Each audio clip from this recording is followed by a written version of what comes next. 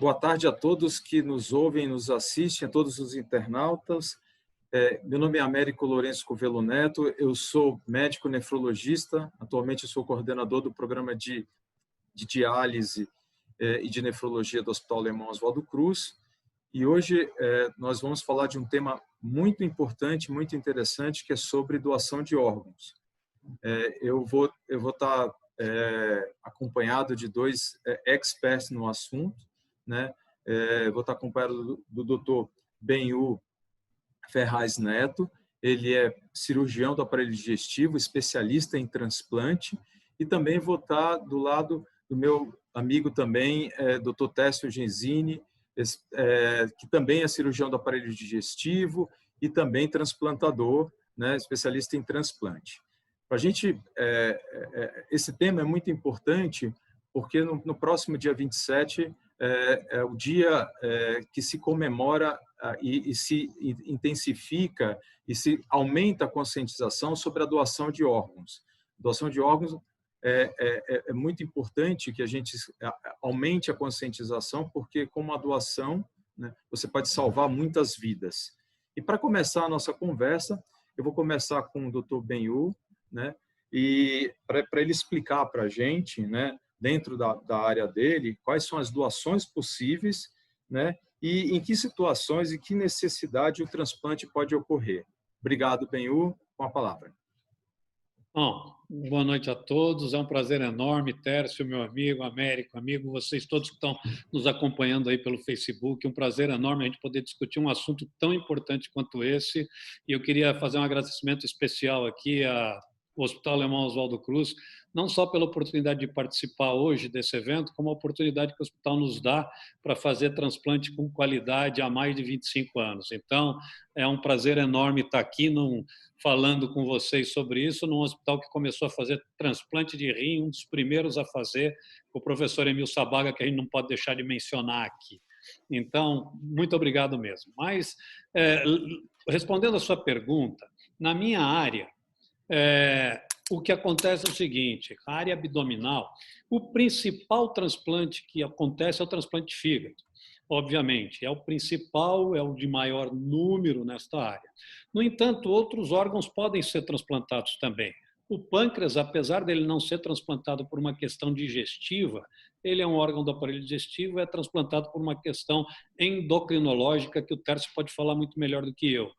E outros órgãos abdominais também podem ser transplantados dentro do aparelho digestivo, como transplante de intestino, feito principalmente em crianças em situações do que chama síndrome do intestino curto, as pessoas que perdem o intestino por alguma razão. E, por último, mais raro, como o transplante de intestino também não é frequente, mas mais raro, os transplantes multiviscerais. Os transplantes multiviscerais são aqueles que englobam um número grande de órgãos do trato digestivo ou da cavidade abdominal. Por exemplo, um transplante que nós fizemos em 2012, foi o primeiro realizado no Brasil, foi um transplante de estômago, duodeno, pâncreas, fígado e intestino delgado. Então, estes são, em linha geral, os transplantes que acontecem na área do aparelho digestivo, em determinadas e diversas situações que a gente acha que vai ter tempo aí para poder discutir, para poder esclarecer a todos que estão nos ouvindo aí. Lembrando que estes transplantes só acontecem por conta de alguém que, num momento de dor de um familiar que teve morte encefálica, morte cerebral conhecida, tá certo? Teve o amor e a ação de doar os órgãos e, por isso, ajudou tanta gente que está em lista de espera. Mais uma vez, obrigado, viu? Muito obrigado, Benhu, pela excelente explicação e explanação. E agora eu passo a palavra para o Dr. Técio Genzini, que ele vai explicar qual que é a indicação do transplante hepático e como funciona, por exemplo, a doação entre familiares, entre vivos, né? Com a palavra, Técio. Bom, primeiro, boa noite, Américo, Benhu e todos que estão nos assistindo. Agradecer ao Hospital Oswaldo Cruz por essa oportunidade de conversar sobre esse importante assunto. Bom, em relação às indicações, o transplante de fígado ele é indicado no paciente com doença terminal do fígado, quando o seu órgão nativo não exerce mais as funções necessárias à vida. ou ele está com uma função que prejudica muito a qualidade de vida. Existem essas duas situações no transplante. Isso pode acontecer de uma forma aguda, por uma hepatite viral, uma medicação que leva a um quadro de hepatite fulminante, e é um quadro dramático, com expectativa de vida muito curta, e o transplante se torna aí uma urgência, ou num quadro crônico, quando uma doença evoluiu durante anos e levou ao comprometimento da vida desses pacientes. Enfim, em relação ao transplante intervivos, eu costumo dizer que o transplante ele é vítima do seu próprio sucesso, porque cada vez os seus resultados são melhores, e os resultados sendo melhores, se amplia as indicações do transplante. Isso faz com que a fila cresça.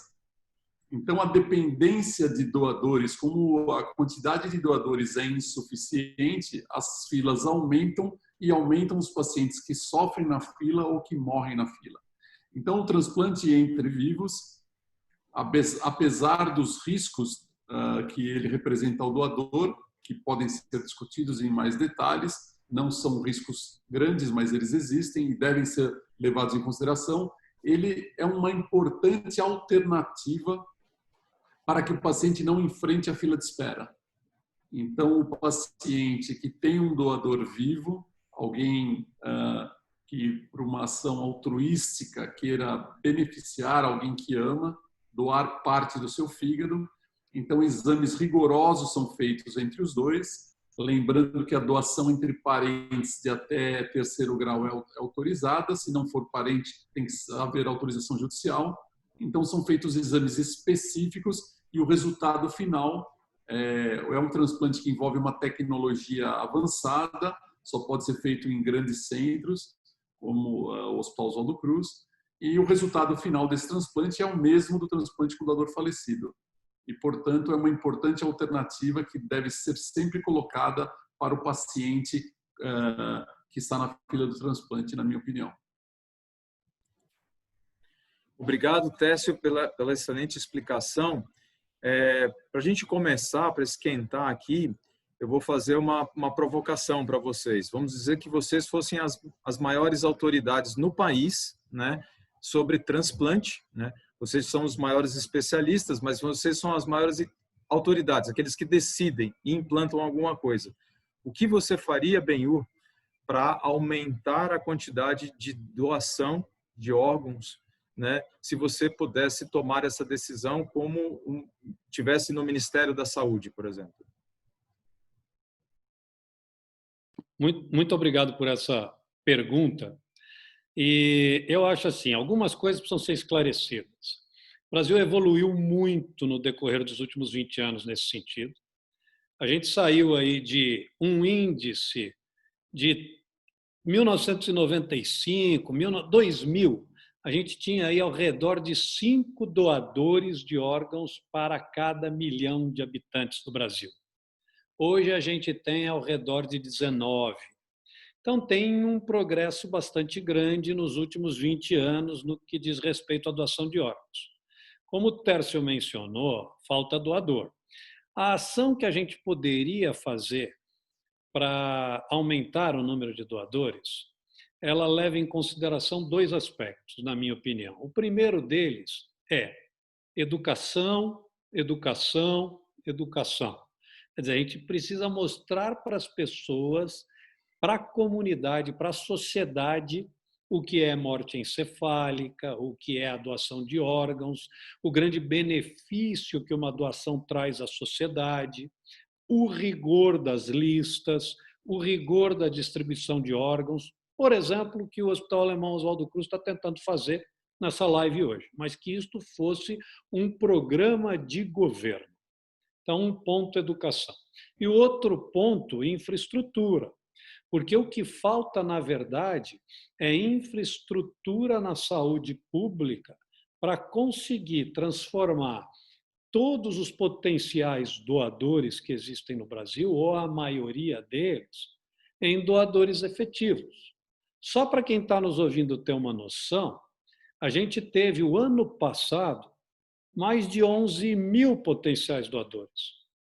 E se transformaram em doadores efetivos pouco mais de 3 mil.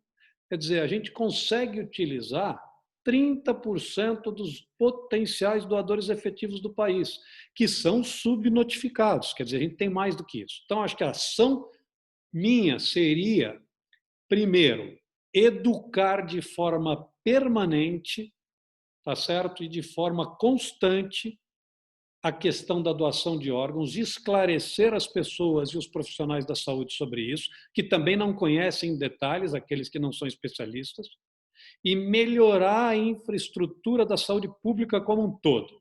Eu não quero melhorar a infraestrutura de saúde pública para doadores de órgãos, mas melhorar a infraestrutura da saúde pública como um todo, porque esses doadores estão principalmente nos hospitais que têm pronto-socorro, especializados em trauma e em neurocirurgia, porque os doadores, na maioria das vezes, são vítimas de trauma craniano ou de derrame cerebral. Então, acho que esses seriam os 2 pontos mais importantes que a autoridade médica nacional deveria realmente investir. Depois a gente pode comentar diferenças regionais no Brasil, por que numa área a gente tem 3 doadores por milhão e na outra a gente tem 40 doadores por milhão.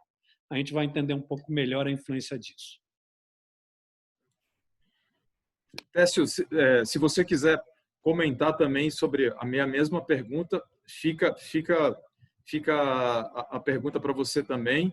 E só para complementar, se, por exemplo, no caso eu sendo um doador, quantas pessoas, né, eu poderia salvar eu sendo um doador? Bom, então eu concordo com o parecer do Benhur, e dentro desse programa de governo que ele coloca, na minha opinião, e dentro dessa questão da educação, talvez isso tenha que envolver uma mudança cultural, e isso significaria colocar desde as crianças nas escolas, desde cedo, no curso primário, no ensino fundamental, no ensino médio, já se colocar em matérias ou apresentações ou nas aulas de ciências, se falar sobre doação de órgãos, para que essa cultura já fosse sendo criada e que esse assunto fosse levado para as casas das pessoas. Porque a criança, muitas vezes, quando ela vê algo interessante ou diferente na escola, ela leva o assunto para casa. Então, isso desencadeia uma conversa que é importante ali na frente na decisão de doar, uma vez que a gente sabe que a doação aqui é consentida. Na questão do melhor aproveitamento, isso é fundamental, que o Breno falou, e também envolve, na minha opinião, a questão de aproveitar melhor também os doadores que já existem. Existem tecnologias novas, como algumas máquinas, que permitem que os órgãos que não têm uma qualidade boa por alterações, por doenças que estão presentes no doador, ou que são duvidosos, sejam colocados e analisados antes do transplante. E isso pode, de alguma forma, aumentar também o próprio aproveitamento. Ou até você dar mais recursos para os hospitais que enfrentam situações de transplantes com alguns doadores que estão em situações mais difíceis. Então, acho que essa abordagem, essa questão que o Breno colocou da educação, melhor aproveitamento, financiar melhor as instituições com novas tecnologias e colocar isso nas escolas, nas faculdades de medicina como matérias obrigatórias para que os próprios médicos conheçam mais da doação, né? Para que não tenhamos mais aquela situação de que o doador não é tratado como um paciente em terapia intensiva por desconhecimento do profissional da saúde, para que isso não aconteça mais. E um doador, Américo, ele pode, assim, um doador saudável, ele pode doar tecidos e pode doar os órgãos sólidos. Então, ele pode doar coração, pode doar pulmão, fígado, pâncreas, 2 rins, o intestino, ele pode doar, então já são 7 vidas salvas, né? Depois ele pode doar as córneas, e são 2 pessoas que voltam a enxergar. Pode doar pele, ele pode doar ossos. Então, são pelo menos 10 beneficiados com uma doação de um doador saudável, que serão pessoas que recuperarão a chance de viver ou que recuperarão a qualidade de vida que tinham antes da sua doença. Obrigado, Técio. Uma pergunta para vocês dois, né? Eu fico, às vezes, pensando, as pessoas que pensam em doar, às vezes elas ficam preocupadas, qual que é o rigor disso? Realmente, o órgão que eu estou pretendendo, que eu vou ser doador, né? Eu vou colocar lá que eu posso doar, eu vou falar para minha família, mas será que isso daí, qual que é o rigor disso? Como é que é a lista? Bem, você pode explicar para os nossos ouvintes como é que funciona isso na prática? E aí depois o Técio também pode tecer comentários sobre isso. Claro, eu acho que assim, isso é fundamental que as pessoas entendam. Porque, por incrível que pareça, há praticamente 20 anos a gente não tem mais nada de validade na carteira de identidade. Aquela coisa que se falava, põe na carteira de identidade ou na carteira de motorista, sou um doador, não sou doador, isso não vale no Brasil. E muitas das pessoas, eu escuto até hoje, escutei essa semana, olha, eu vou colocar na minha carteira de identidade. Não, não é isso que vale. Hoje a gente tem uma lei bastante justa, bastante prática para o Brasil, que é assim, a família decide sobre a doação. O que o Tércio mencionou das escolas, da educação, faz todo sentido. Por quê? Porque o que as famílias precisam saber é de tudo isso antes de estar num momento de dor e de angústia pela morte encefálica ou pela morte cerebral de algum ente querido, de alguém da sua família. Então, as pessoas têm que ter discutido isso antes em casa. Então, esta atividade hoje que nós estamos fazendo aqui, ela é muito importante para esclarecer as pessoas. Conversa em casa. Eu quero doar os órgãos, mas tenho essa dúvida que o doutor Américo levantou. Qual é o rigor de eu saber se eu estou morto mesmo ou não? Porque meu coração não está batendo? Tá. Meu rim não está produzindo urina? Tá. Eu não estou quentinho? Tá. Não tem um tubo ligado numa máquina no meu pulmão que troca oxigênio? Tem. Aquele aparelhinho lá na UTI não está fazendo pip, pip, pip, tá, mas você está morto. Então é realmente difícil entender isso. E para entender isso, a gente precisa entender o que é morte encefálica e o rigor do diagnóstico de morte encefálica. A morte encefálica é quando não existe atividade nenhuma mais do sistema nervoso central que é importante, é tronco e cérebro. Então, o que acontece é o seguinte, não tem fluxo sanguíneo mais. Isso é comprovado por exames clínicos, por 2 médicos diferentes, nenhum deles ligado à equipe de transplante. E no Brasil, a lei ainda é mais rigorosa que fora do Brasil. Ela é mais rigorosa do que na Europa, por exemplo. Porque ela exige no Brasil um exame de imagem que confirme este diagnóstico que não tem fluxo sanguíneo, que não tem atividade cerebral. Ela obriga este tipo de diagnóstico e cria uma segurança muito grande. Por quê?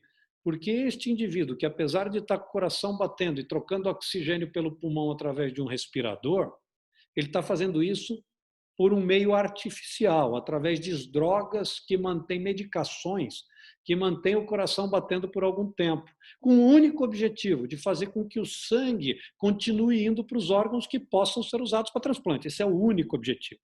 Se a família falar, não quero doar, pode desligar essa medicação e esperar o coração parar, porque este indivíduo não é mais um paciente.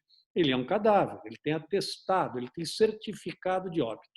Então, é muito importante as pessoas entenderem o rigor do diagnóstico de morte encefálica, o rigor do diagnóstico da morte cerebral, como ela é mais conhecida, e o rigor na distribuição dos órgãos. Então, assim, ninguém passa na frente de ninguém na fila. Eu vou deixar isso para o Tércio falar sobre a fila, já que eu estou falando sobre a morte encefálica, né, e sobre a doação. Então, assim, as pessoas podem estar absolutamente tranquilas com um diagnóstico de morte encefálica e de morte cerebral. E podem ter certeza que aquele indivíduo da família morreu. Ele não tem nenhuma chance de voltar, porque ele morreu, ele tem um certificado de óbito. E que a doação de órgãos nesse momento passa a ser, para aquela família que discutiu antes em casa sobre morte encefálica, fazendo um parênteses, eu na minha casa discuto isso há muitos anos. Todo mundo sabe que eu sou um doador e que eu quero doar meus órgãos no caso de eu ter morte encefálica. Então é óbvio que na hora da minha morte encefálica, se ela vier a acontecer, a minha família, minhas 3 filhas, minha esposa, estão sabendo disso e vão ter muito mais facilidade em aceitar a doação, até como um ato de compensação da dor pelo que eu quis durante a vida toda. Então, é muito importante que as pessoas discutam isso em casa e tenham absoluta confiança, mesmo porque o diagnóstico de morte encefálica não é feito em qualquer lugar e não é feito por qualquer médico.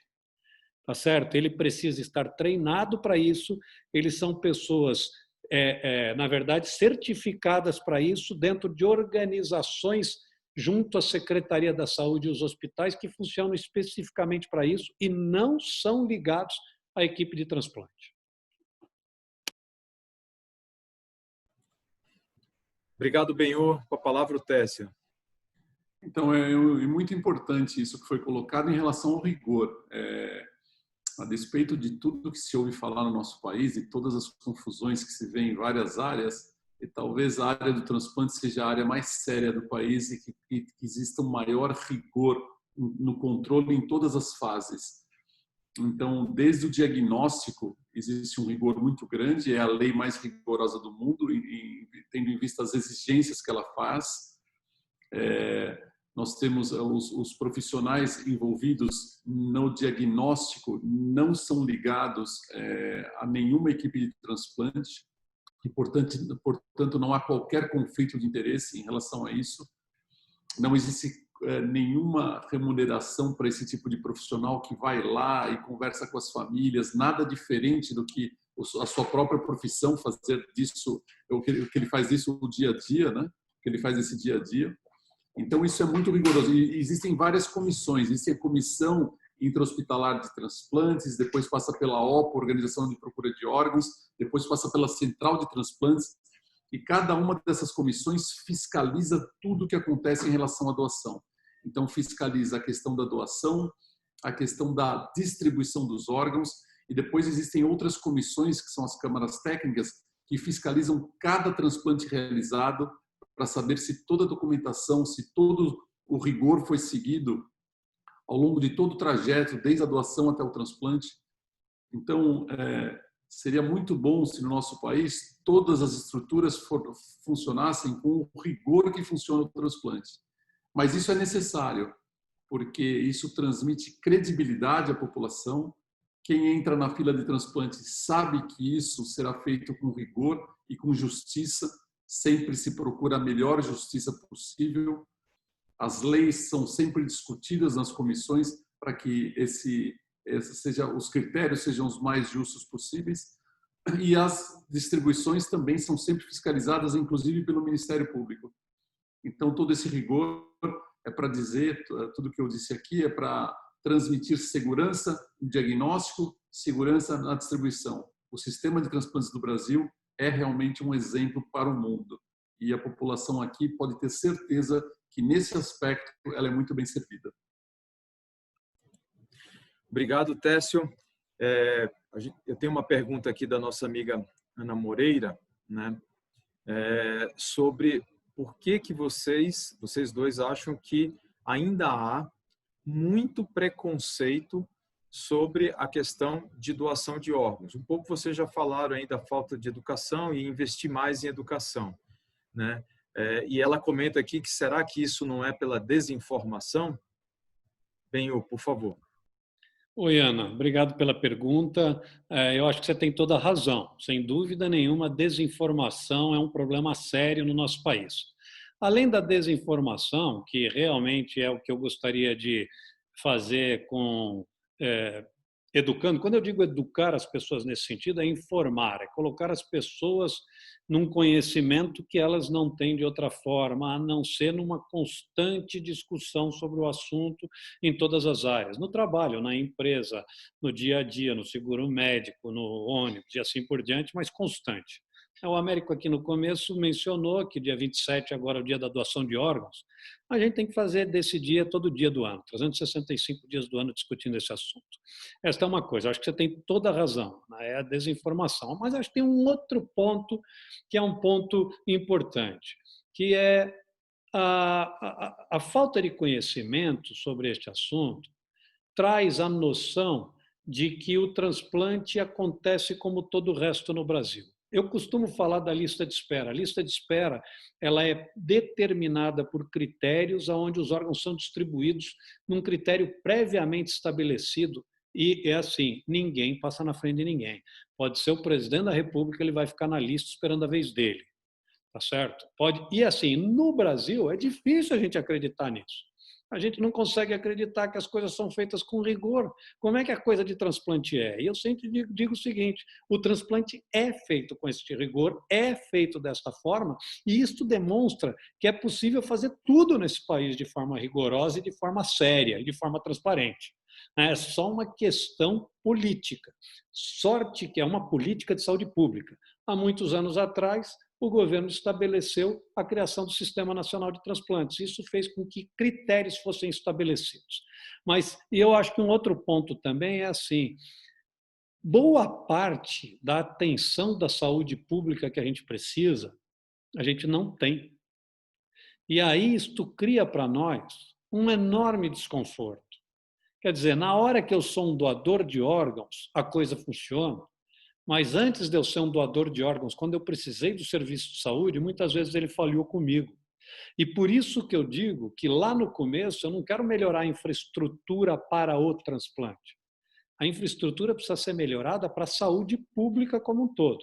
Só melhorando a infraestrutura com a saúde pública como um todo é que você vai acreditar que no caso de você ter uma diabetes, de você ter hipertensão, de você ter um problema cardíaco, de você ter uma doença aguda, ou de você ter um trauma e precisar ser atendida, você vai ser atendida com segurança e com os rigores que hoje a gente faz o transplante.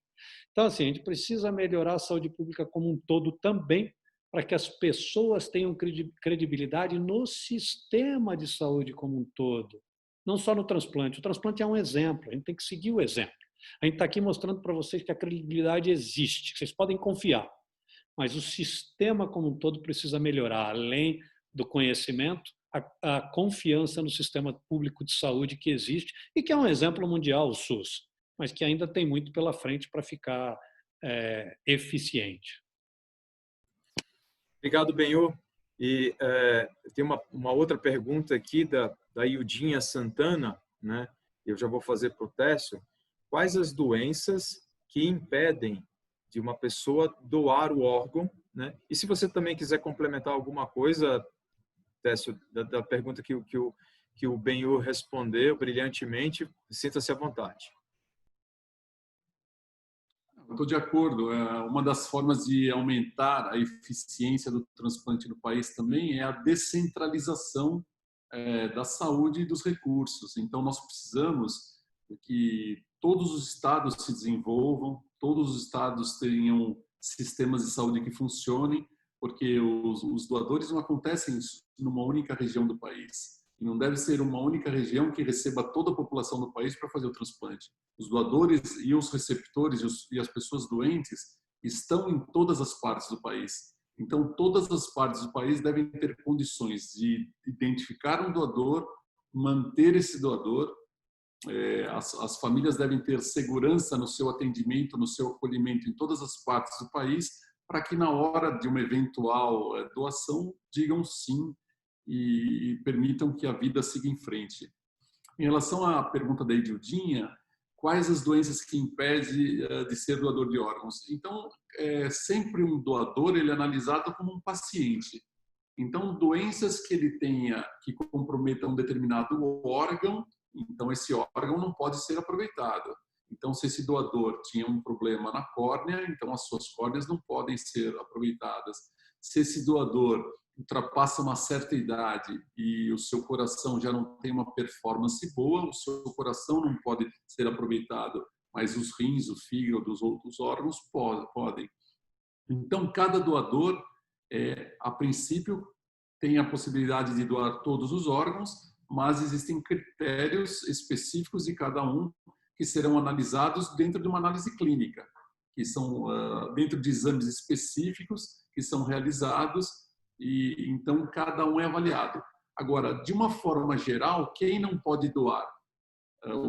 Qual a situação que impede a doação de todos os órgãos? São as doenças infecto-contagiosas. São doenças que podem ser transmitidas com a doação. E uma doença agora que todo mundo ouve falar é o Covid-19. Então, agora, por exemplo, nesse momento, todos os doadores são testados para Covid-19. E qualquer doador que o teste é positivo, a doação ela é descartada. Então, o Covid serve como um exemplo às outras muitas doenças contagiosas que nós conhecemos há muitos anos. Então, de uma forma geral, eu acho que espero ter respondido a pergunta da Ildinha Santana. Obrigado, Técio. A nossa amiga aqui, a Rafaela Rosas, né, está fazendo uma pergunta aqui. Eu acho que vale a pena a gente reforçar, porque essa pergunta ela é importante, né? Para quem quiser ser doador, né, com exceção do transplante de medula, que aí precisa de um cadastro, tudo, né? A que pessoa ela deve procurar? Posso responder, Américo? Por favor, Benhur, pode sim. Rafaela Rosas, obrigado pela pergunta também. Na verdade, Tércio, só para lembrar as pessoas também que, além das doenças infecto-contagiosas, o câncer ativo impede a doação de órgãos, né? Na grande maioria das vezes, com raríssimas exceções, né? Porque, obviamente, a gente não quer transmitir nenhum tipo de doença deste porte para alguém que recebeu o órgão. Mas eu acho que o Tércio mostrou muito bem que, em linhas gerais, todo mundo pode ser um doador, né? A gente vive agora a Covid, que é uma coisa diferente e nova, e a gente não sabe fazer isso. Mas no passado, por exemplo, a hepatite era contraindicação de doação, hoje não é mais. Talvez a Covid mais para frente também deixe de ser, mas hoje é. O Tércio acho que mostrou isso muito bem.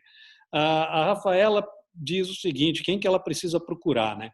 Na verdade, quem você precisa procurar para ser uma doadora de órgãos no caso da sua morte é a sua família. É conversar com a sua família. Em casa, no jantar, no final de semana. Parece um pouco mórbido isso, mas não é. É uma conversa como outra qualquer. Tá certo? É uma conversa de vontade, é uma conversa realmente de sentimento. E falar em casa, olha, hoje eu estava vendo uma live do Oswaldo Cruz e, me chamou a atenção uma coisa. Vocês já conversaram sobre se vocês querem ser doadores de órgãos ou não aqui em casa? Nunca ninguém falou sobre isso durante o jantar. Vamos falar. E isso não causa nada, não dá azar, não causa nada. Então, vamos conversar sobre isso, porque na eventualidade de algum de nós morrer, era interessante que a gente soubesse qual é a opinião dessa pessoa que morreu. Eu tenho muito mais facilidade em doar os órgãos de alguém da minha família que sempre falou que quis ser um doador do que alguém que nunca comentou comigo ou eu nunca conversei. Então, faça o seguinte, Rafaela, senta hoje, amanhã, durante o fim de semana com seus amigos, com a sua família, e fala, olha, eu vi uma live e achei um troço interessante. Vocês já conversaram sobre isso em casa? Ajuda a gente, porque, na verdade, é isso que a gente precisa. Desenvolver esta discussão enquanto não acontece o fato. Porque enquanto o fato não acontece, o papo vai tranquilo e as pessoas vão elaborando aquilo na cabeça. Não tenho nada contra quem decide não ser um doador, é um direito da pessoa, desde que ela tenha todas as informações necessárias para saber e decidir o porquê ela não quer ser. Se ela souber que morte encefálica é rigorosa, que a distribuição dos órgãos é rigoroso, que vai ajudar mais de 10 pessoas, e ela tiver alguma forma de dizer eu não quero, tudo bem, é um direito das pessoas, mas elas precisam realmente ter informação para poder tomar a decisão correta. Então, assim, minha sugestão, não só para você, Rafaela, mas para todo mundo que está nos ouvindo. Conversa com quem vocês puderem na próxima semana, nos próximos dias, nos próximos meses, sobre doação de órgãos, especialmente se vocês quiserem realmente sentir isso dos seus amigos. E deixar claro para as pessoas que gostam de você que se você puder ajudar uma pessoa, ou 2, ou 10, depois da sua morte, Deus do céu, quer uma coisa mais gratificante do que isso para o ser humano? Obrigado, Benhur. E para sensibilizar os nossos amigos que estão nos ouvindo, nos assistindo, né? Hoje no Brasil existem 150 mil pacientes em programa de hemodiálise, de diálise no Brasil. Desses pacientes, pelo menos 60% desses pacientes eles estão esperando um órgão. Então, isso é importante, que é mais uma forma de sensibilizar as pessoas a conversar com a sua família, né, sobre a questão de doação de órgãos. Técio, você tem ideia de quantas pessoas estão esperando um transplante de fígado hoje no Brasil? Então, Américo, nós temos esse dado, ele é bem subestimado, né? Porque nós temos hoje os pacientes que compõem as listas, mas temos também os pacientes que não têm acesso às listas. Muitas vezes eles não têm acesso nem a quem o encaminhe para as listas. Então, hoje nós temos ativos em várias partes do país, 2 a 3 mil candidatos a transplante de fígado. São as listas que as centrais de transplante reúnem ao redor do país, mas isso certamente é subestimado. Existem muitos pacientes em segmento que poderiam estar na lista, mas a lista ela é utilizada mais para pacientes a partir de uma certa gravidade. Então, muitos pacientes que também são candidatos não estão na lista. E tem muitos que precisam do transplante e não têm acesso às filas de transplante. Então, acho que o fígado ele passa por esse momento. No nosso país, nós sabemos que 1/3 dos pacientes são transplantados apenas, outro terço se acumula nas filas de espera e outro terço morre nas listas de espera. Então, é uma situação dramática você saber, quando você vai entrar numa lista, você tem uma chance aí de 1/3 de ser transplantado, e por isso essa nossa conversa e o esclarecimento, e que as pessoas realmente procurem conversar isso em casa, esclarecer o assunto, isso é muito importante, porque nós temos doadores suficientes no país, de uma forma natural. As pessoas que morrem por várias causas podem ser doadores, e por isso nós temos que estimular a todos que conheçam, que mudem um pouquinho a cultura de algumas regiões do país e que todos comecem a fazer com mais intensidade esse ato de doação de órgãos para resolver esse sofrimento que você colocou bem dos renais crônicos e para que esse ato também salve a vida dos pacientes cardíacos, pulmonares, com doenças pulmonares, hepáticas e tantos outros que se beneficiam da doação. Obrigado, Técio. O Sérgio Soares está dando uma contribuição para a gente, que é a questão de o Brasil é um país continental, né? E existem várias realidades, né? Então, existem regiões onde isso já está muito bem sedimentado e outras não.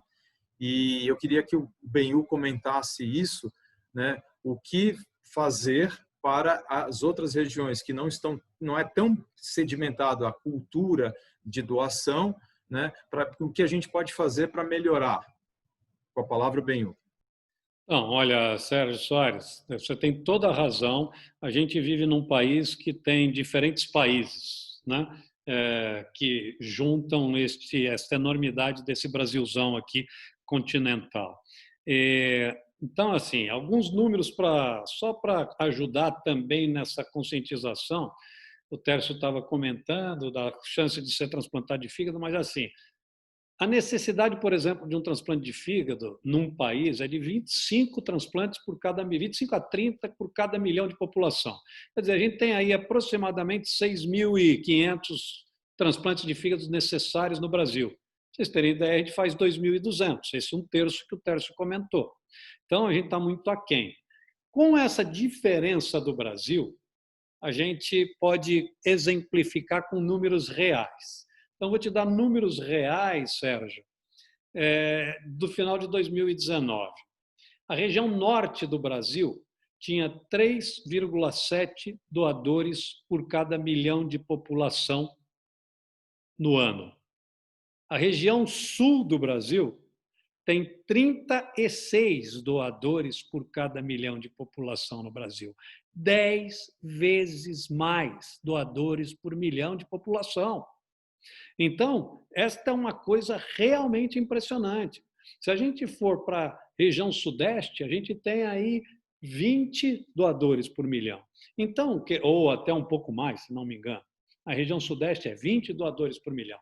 Mas se a gente for olhar norte e sul, Tem uma diferença de 10 vezes o número de doadores por milhão de habitantes. Algumas ações podem ser feitas, e eu só confio nas ações que são feitas como políticas públicas. Porque se a gente for olhar, tem lugares específicos em todas essas regiões que têm realidades completamente diferentes. O próprio Tércio é um desbravador da região norte. Ele montou um programa de transplante de fígado com enorme esforço dele e da equipe no Acre, que obviamente traz enormes benefícios para a conscientização, para a sociedade, para aumento do número de doadores, para as pessoas poderem participar. Eu lembro quando eu comecei a fazer transplante de fígado há 25 anos atrás, um pouco mais até, ninguém conhecia um transplantado de fígado, era um monstro, era um alienígena. Hoje, todo mundo conhece um transplantado de fígado nas regiões onde isso acontece rotineiramente, aquilo passa a ser desmistificado. Então, este é um ponto. Outro ponto é assim, os governos locais precisam transformar isso em política de saúde. Precisam criar as condições básicas para que isso aconteça. Eles precisam colocar pessoas que conheçam estes dados para organizar e trabalhar nessa questão. Não adianta me colocar para resolver o problema da neurocirurgia de um estado, que eu não sou neurocirurgião, não conheço isso. Então, tem que colocar alguém que conheça a doação de órgãos, que seja especializado nisso, não no transplante, mas nas características que oferecem ensino e que oferecem um subsídio necessário para que aquela sociedade entenda e para que a comunidade médica tenha conhecimento para isso. Então, assim, só para dar para vocês um exemplo, se você colocar um profissional que chama coordenador intra-hospitalar de transplante, bem formado, dentro de um hospital, e ele passar a ser a referência sobre o que é doação, sobre os benefícios, sobre o que é morte encefálica, e eu que estou lá e não sou um especialista, sou um cirurgião gastro normal, não entendo de transplante. Nada errado com isso. Mas na hora em que eu me deparo com uma questão dessa, eu chamo um sujeito que entende, que fala realmente com propriedade sobre esse assunto, as coisas vão melhorando, né? Então, eu acho assim, falta política local de saúde dentro das secretarias estaduais e dentro das secretarias municipais. Isso tem que ser política de saúde pública, não há outra alternativa.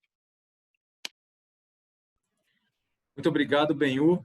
E aproveitar a enorme experiência que o Tércio tem em mudar essa realidade, né, grande no Brasil, de treinar outras pessoas para transplantar. Eu queria que você, Tércio, fizesse um breve comentário da sua experiência, né, nessa questão para mudar essa realidade, né? Por que em algumas regiões eu transplanto tão pouco e outras regiões eu transplanto muito ou transplanto adequadamente? Obrigado, Tércio, com a palavra.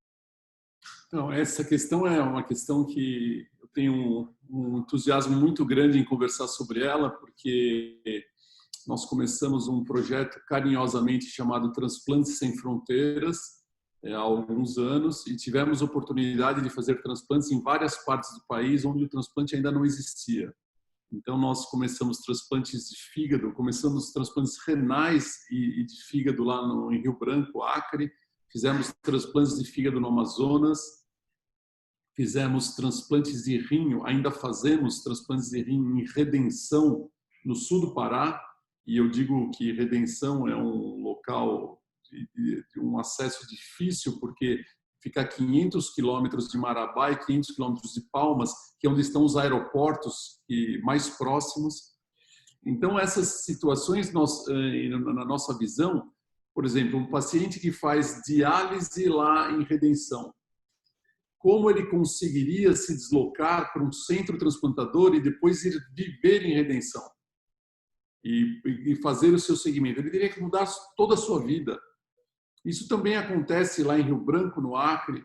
Lá em Manaus, nós começamos um programa e pacientes viajavam 2 semanas de barco para chegar até Manaus, vinham do interior do Amazonas para serem avaliados e para fazerem seus segmentos. Imagina se, além de ir para Manaus, eles tivessem que pegar um voo e ir para outro estado. Então, é necessária, a descentralização ela é necessária e é possível também. Obviamente, cada centro tem que adaptar os seus recursos locais, tem que adaptar as suas condições locais, selecionar as pessoas que serão transplantadas lá, e um bom trabalho é feito. Eu diria que hoje em Rio Branco nós temos quase 60 transplantes de fígado. O sucesso lá não deve a nada a qualquer outro local do país onde se transplanta com excelência. E eu digo que 80% dos pacientes em lista que necessitam transplante de lá conseguem fazer o transplante localmente. 20% estão numa gravidade que excede, que necessita ainda um pouco mais de experiência do serviço e aquisição de novas tecnologias. Mas 80% já é um índice muito alto. Imagina se a gente conseguisse fazer isso em várias áreas do país. O transplante, todos nós sabemos que ele traz desenvolvimento ao seu redor. Ele tem aquele efeito NASA, que é chamado, né? Que ele traz novas tecnologias para o local, ele melhora a medicina em cada local. Então, essa implantação que nós fizemos em cada centro levou novos protocolos, levou muito treinamento e melhorou o desempenho dos profissionais que fazem, inclusive, outras cirurgias ou outros tratamentos em cada um desses locais. Então, é muito gratificante ver tudo isso. A gente, obviamente, não faz nada sozinho, tem uma equipe muito grande por trás, e incluindo as equipes locais. Agora, por que isso não expande? Por causa da tal política de governo. Enquanto você está num local, tudo acontece. Quando você acaba de treinar e sai desse local, não existe continuidade, não existe um plano, uma segurança para as pessoas conseguirem manterem esses programas. Em alguns locais, por exemplo, onde nós começamos como Brasília, lá uma equipe local assumiu e hoje é um dos maiores centros do país. Mas em outras regiões, como Manaus, que nós fizemos transplantes lá em 2016, 2017, encerrou o treinamento, acabou o programa. Então, essa tal da política pública é importante para a manutenção disso. Como 90% dos transplantes são públicos, os hospitais públicos devem ser treinados para a manutenção desse tipo de programa. Obrigado, Técio. Nós estamos nos encaminhando aqui para os finalmente, né? Porque já estamos aí com 50 minutos. Você vê que o tempo voa, né? A conversa é muito boa, né? Aproveitar a experiência de vocês. E eu gostaria aqui que cada um de vocês, né, tanto o Benhu como o Técio, né, fizesse suas considerações finais, né, para aumentar a consciência, né, das pessoas para doação de órgãos, para a gente mudar essa realidade que nós estávamos comentando. Com a palavra, Benhu. Bom, em primeiro lugar, assim, é sempre extremamente prazeroso participar de uma discussão como essa com você, Américo, Tércio, e que tem experiências enormes. Eu acho que a gente realmente aprende junto com todos que estão ouvindo isso a cada vez que a gente participa de uma coisa dessa. E eu acho que assim, o mais importante, ou talvez uma das coisas mais importantes que a gente pode tirar desta discussão de hoje, é que nós temos a possibilidade de realmente ampliar a nossa possibilidade de receber um órgão se a gente precisar dela. E isto depende não só dos médicos envolvidos no transplante, mas depende de cada um de nós da população. E depende de cada um de nós da população em relação a vários aspectos.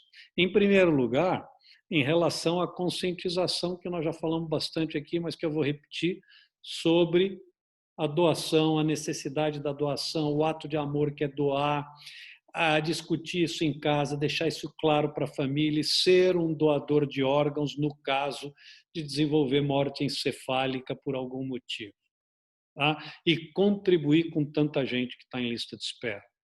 Outra coisa é que cada um de nós que aprendeu um pouco hoje passe a ser um embaixador dessa discussão.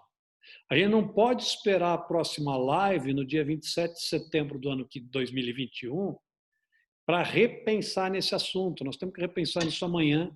E cada um de nós que está ouvindo passe a ser um embaixador da discussão. Eu não estou nem dizendo que é um embaixador da doação, mas é um embaixador da discussão sobre esse assunto. E acho que um outro ponto que não está diretamente relacionado ao transplante e à doação de órgãos, mas está relacionado à possibilidade de contribuir, é que cada um de nós faça parte, a nossa parte pessoal, para tentar não desenvolver as doenças crônicas, que são as que mais indicam transplante de órgãos no mundo.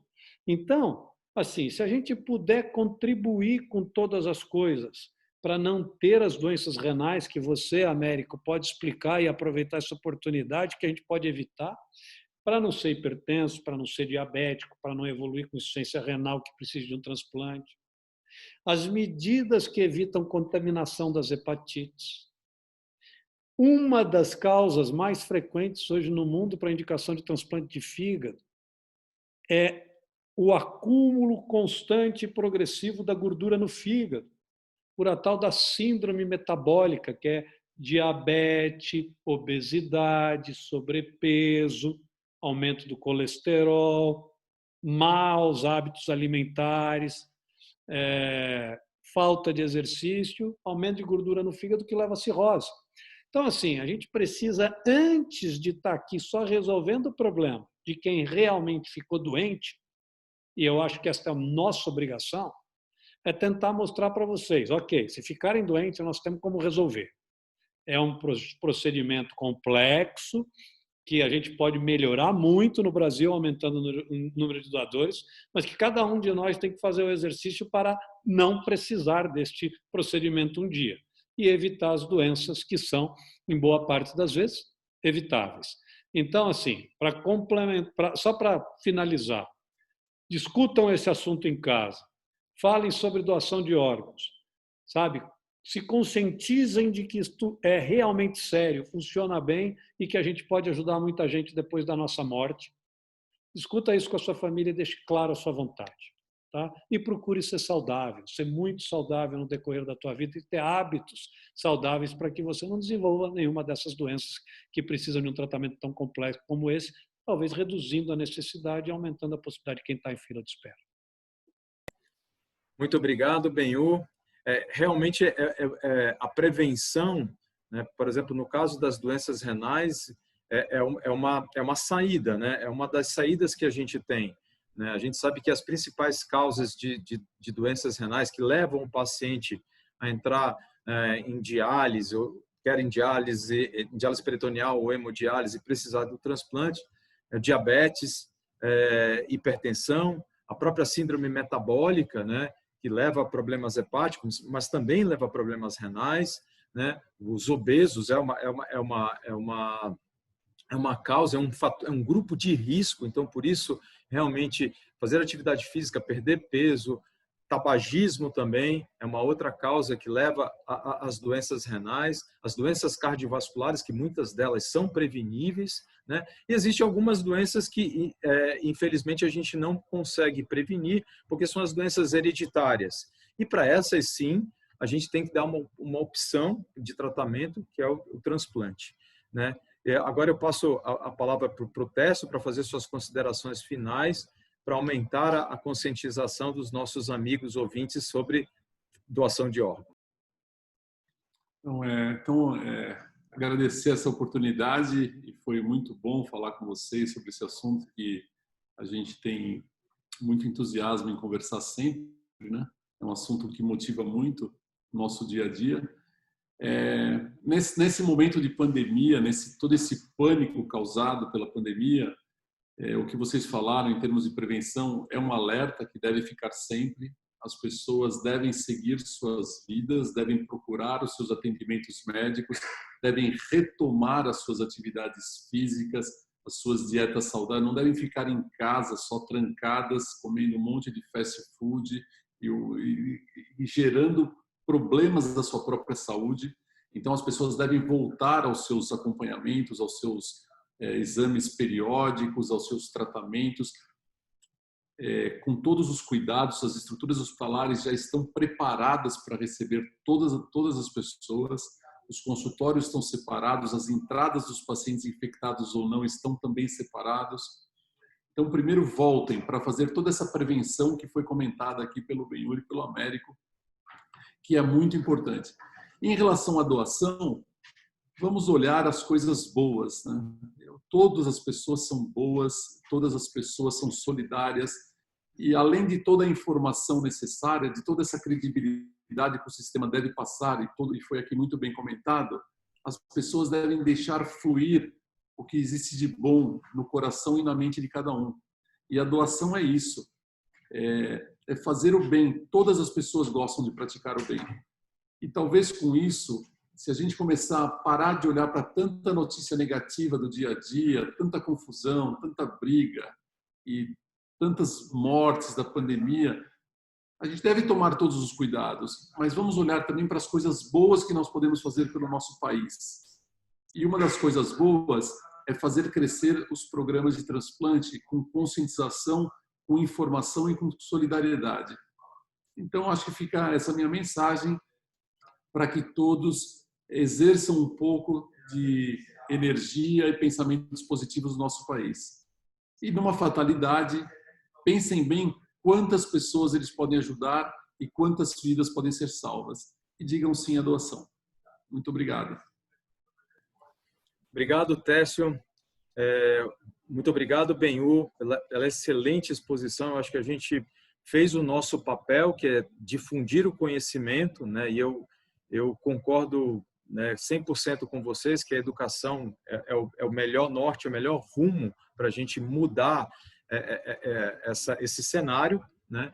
E eu gostaria também de agradecer enormemente o Hospital Alemão Oswaldo Cruz, a instituição que nós fazemos parte, nós construímos todo dia essa instituição, que é uma instituição sólida, que pode dar um suporte e pode fazer esse tipo de comentário, de live, em que a gente possa difundir o conhecimento, porque a gente aprende, né, no nosso dia a dia, a gente tem que difundir o conhecimento.